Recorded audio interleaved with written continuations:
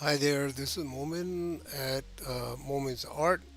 Uh, Today's video, I rendering a very not simple. I would say it's kind of a little bit little difficult seascape, and it requires some of your sketching and drawing skills.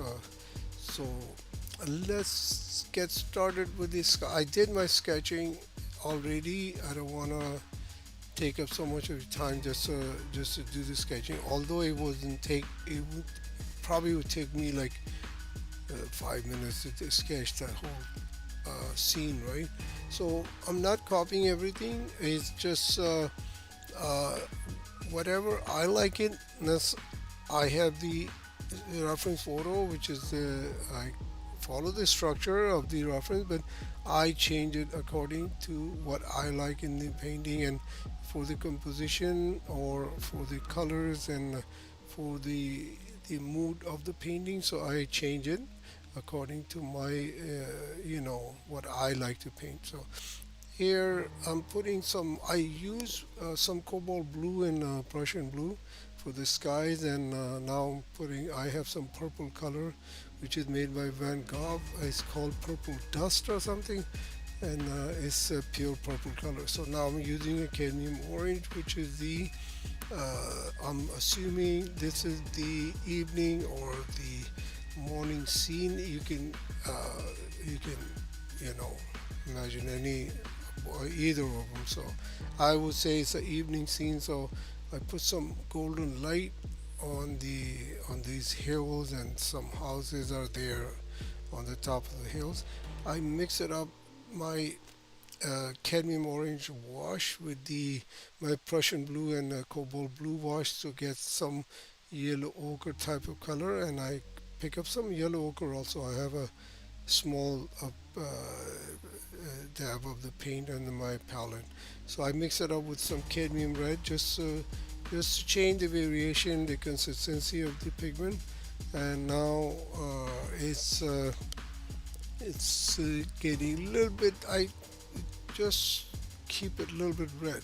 Now on the foreground, I'm not painting on the birds. I want to keep them not painted with the wash I have on my brush. I'm keeping it empty so I can later in the painting I can paint them separately, right? Just whatever you don't want to paint now, you can just leave it blank, which is the paper white. Which I always tell that white of the paper is the first layer, and I picked up some more yellow ochre, mix it up with my previous orange, cadmium orange, and warm colors mix, just to tone it down that cadmium orange because it's very sharp and very bright color. So uh, just to be, you don't want to put cadmium orange or those colors straight on the painting unless otherwise you really need it, like I did on the horizon line on the hills, and I put just straight from the tube, and I need some more brightness there, right? Because of the exposed these structure exposed to the light. So yeah, and now I'm putting some a little bit French ultramarine to bring some depth into that mid ground. The On the horizon line, these houses, the hills, and some structure there, some trees are there in the background. Basically, the hills I can take them off, but the trees, what happened? They're helping these houses make look more, vibrant, more visible. So that's why I kept those trees. Otherwise, I would take them off too. But since they're helping my painting, so I would rather keep it. Okay, so I have some green color, I have some Persian blue, and I mix it up with the little bit Viridian green, and uh, to render these the water. I'm using very bold marks, the brush marks, and keeping some white space open for the ripples of the water with the little bit burnt sienna. You get some gray, dark gray color. So here I put the on the edge of this hills and on the top of the water. So because it's a distant water, so it get darker as it goes farther, and at the same time it get a little bit fuzzy also. So which explain the atmospheric perspective here. Now I'm putting a little bit dark value, very vaguely, randomly. I'm not just keeping the little bit white open and the orange, cadmium orange I put in. So later time I will do some sketching with the brush and create more depth into these on the hills and houses. So right now I'm smudging that dark color, bring it up. Every time you see the dark color and it's bothering you, just push it along on the sideways on your painting, so you don't need to worry about like you put some dark paint and now it's done. No, you can just push it on your painting because watercolor has a tendency, when it dry it become lighter, so you don't have to worry about anyway.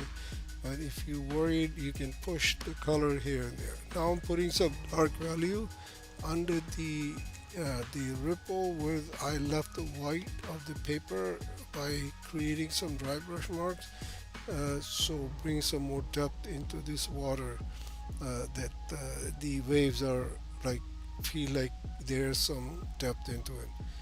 Uh, Soon as you put dark value against the white, it shows right away that this is something not a plain surface. It has some kind of a uneven surface. So that's how you explain those things.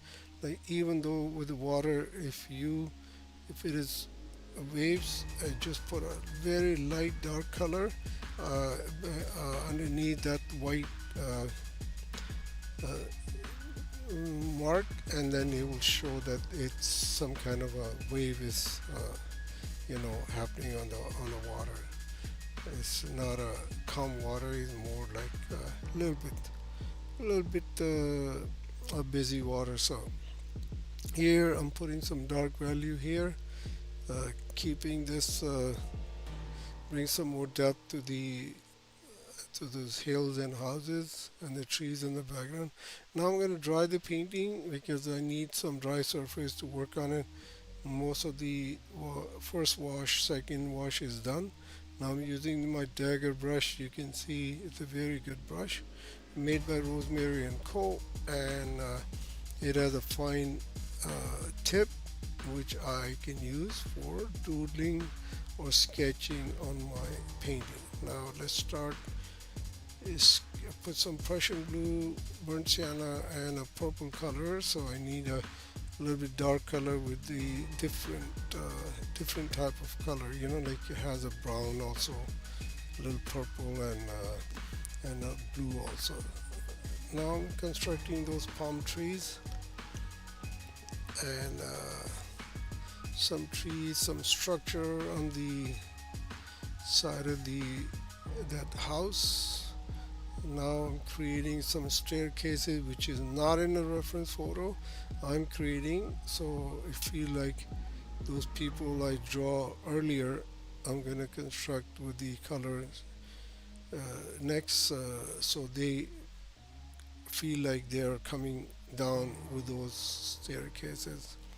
So you can explain uh, not too much, otherwise it'll be you'll be focused on one part of the painting. So I get the hint, like I just put those staircases and very vaguely. It's not very realistic type of not a realistic type of painting, and I'm using some dark values to create more depth into that horizon line with the structure and the houses. Okay, so now I'm working on the some rocks and boulders. They're getting into the water. By using some burnt sienna and some Payne's gray, I need a little bit more depth here, so I just put a little bit Payne's gray underneath, which create depth into these rocks. The, as you can see, I put rocks a little bit further apart from that the horizon line, so it shows that they are not mixing up with the horizon line and with these houses and trees in the background. So I kept it mostly like it's in the mid, I would say mid ground, not exactly the mid ground, but it's in the somewhere in between. That's how you separate certain things on your painting away from each other. Otherwise, it would show. If I put it too close to the horizon line, it would be a. It shows that it would be a part of that the horizon line, where's the houses and trees are there. So I'm mixing some French ultramarine and some previous burnt sienna mix to get some more grays, more a little bit.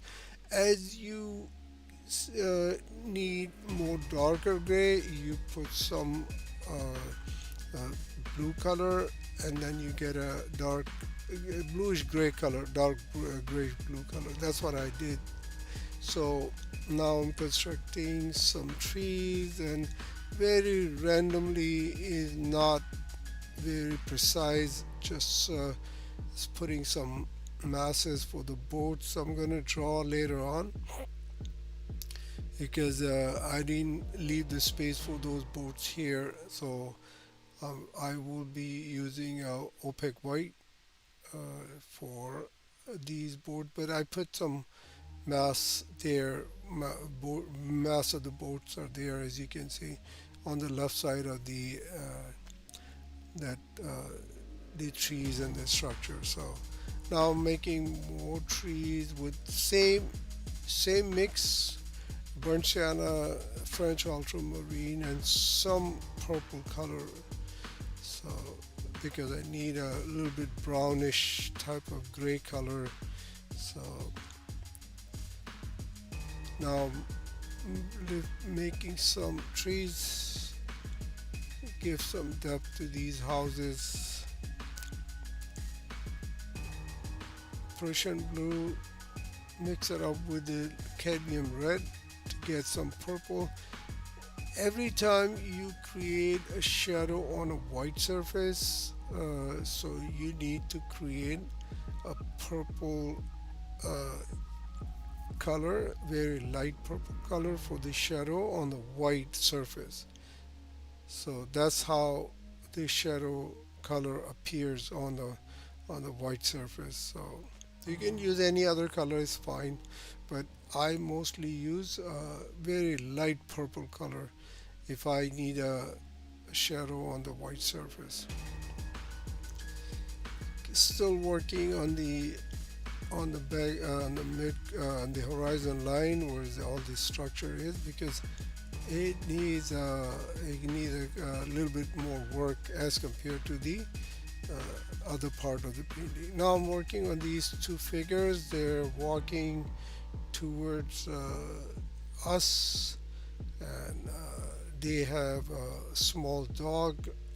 I purposely put small figures here because I don't want to put big figures in the midground, because otherwise it will dominate the whole painting. So the purpose of the painting, to keep it very calm, and same time I put some birds on the foreground, so it it creates some perspective or depth into the painting.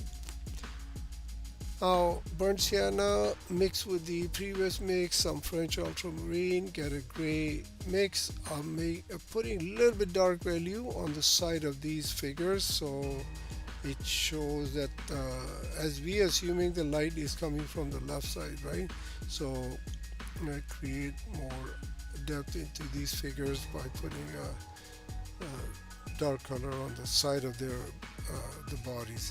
Now I'm using cadmium red, very diluted with the water, just glazing it, warming up my painting a little bit more here. So if you don't need it, you don't need to do, glazing or warm up your painting. You don't if you think it's okay for you, you want to keep it more soft, then you don't need to do that. I just put it to show you uh, what is glazing is, how you keep that keep your painting and make it warmer or cooler. So you pick up a cool color like a French ultramarine, although it's a warm blue, but you still can use any blue color, just very lightly diluted more in the water, and then you can glaze it and keep the painting more cooler side. So yeah, I'm working on the bird. You see my paper is it ripple so much, it buckles up so much because it's my sketchbook. It's very fine, very thin paper, and so that's why you see it just buckle up so much. But I work on this is a small painting, so it's not a problem. If you're working on the big paper, then you need to tape that paper on the board so it won't buckle. So but I do a lot of painting, small painting in the sketchbook, so I get used to it, and I know how to control this buckling on the paper. And when this happen, if you put a lot of water in on the paper with the pigment, it creates some puddles on the paper. So this is what happened. But I know this paper. I work on this paper, so I know how to control the puddles on the you. If you're working on a small painting, I would suggest at least use 90-pound paper, cold press, rough surface. Any you can use Fabriano, you can use Arches, you can use Academy watercolor paper. So all are decent as long as they are marked with 100% cotton. So you make sure your paper is 100% cotton to get a very nice soft type of washes. Otherwise, if you're working on a hard press paper and a sketchbook, uh, so then it would be a challenge for you to control the washes. They wouldn't be look like that. It would be always a problem for you soon as you put a second layer or third layer on those hot press paper. So anyway, I'm working on the waves now, putting a little bit dark value under the white surface. As I mentioned earlier, when you need to create some uneven surface, you put a little dark value against the white, and it create the illusion of uneven surface. So this is what happening right now. A lot of people have challenge with the crushing waves, how to uh, construct those waves. So this is the easiest way. Leave the white on the paper, some white when you working on the water, and later on in a painting just put a little dark value and underneath the white, and then you see it create uneven surface for you, and feel like your water is has waves on it. Now I was working on the bird now, put some dark value under the birds to create more depth to it. I put another bird now. I feel like I might gonna delete the one that I painted earlier, which is flying in the middle. So I would probably gonna delete that because I don't like it. You will see the final painting later on. I might gonna delete that the bird that on the right side flying. So that's why I put the one on the next to right above the water. So here I'm using some Payne's Gray, some French ultramarine to quickly create some depth. Purple color, purple dusk by Van Gogh, putting here and there. When you don't have time to mix your grays, you can just use nice, decent, light, dark colors like purple I have here. You can use Payne's Gray, but be careful. Don't put, like, especially the Payne's Gray, lamp black, all these neutral tint. You don't want to use straight from the tube on your painting. What you can do, you can use more water and make it very light dark color, so then this that will be okay. But straight the black color on the painting, it doesn't look very good. Now I put some birds to make my painting look more busy. There you go, a painting is finished. So I will show you the final painting at the end of this video. If you have any question or concern, please leave the comments below in the comment section, and please subscribe the channel if you like the video, and hit the bell icon so you'll be notified when I upload the new videos, which I do. I take Sunday class also. Join my class, and yes, every week I upload a video also about watercolor and sketching and drawing. So okay, thank you so much for being here, and hopefully you learned something out of that video. Thank you so much.